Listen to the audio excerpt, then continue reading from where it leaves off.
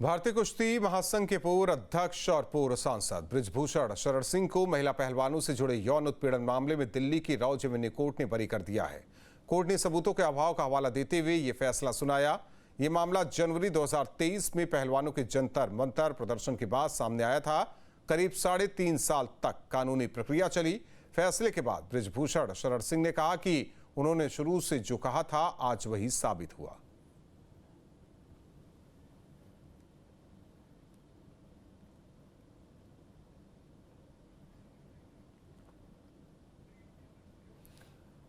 और वहीं बृजभूषण शरण सिंह से खास बातचीत की न्यूज स्टेट संवाददाता ने सुनी।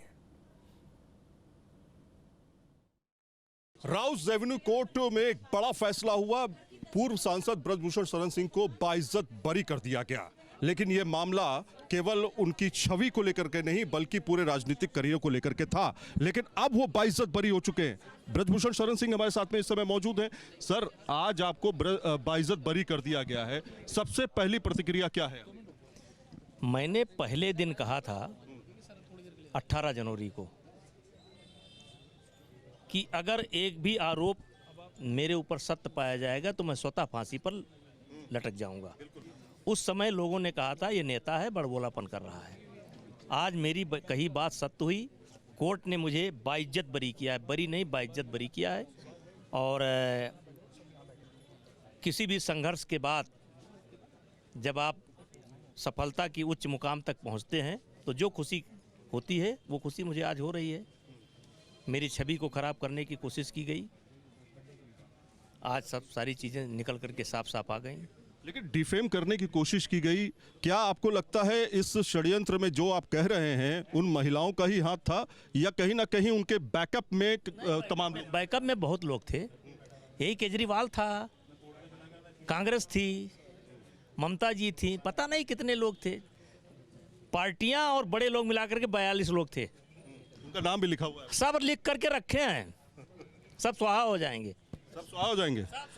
लेकिन ये केवल देश का मामला नहीं था, अंतर्राष्ट्रीय स्तर पर इससे खेल को बहुत धक्का पहुंचा।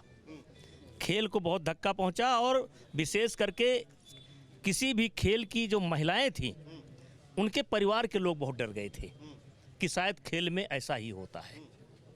लेकिन आज उन लोगों को भी ताकत मिलेगी कि नहीं, वर्ल्ड चैंपियन भी झूठ बोल सकता है, आपके जंतर मंतर ओलंपिक मेडलिस्ट भी झूठ बोल सकता है। और झूठ ही नहीं बोल सकता, बहुत रो सकता है, इतना रो सकता है, इतना रो सकता है, साला मटका भर जाए।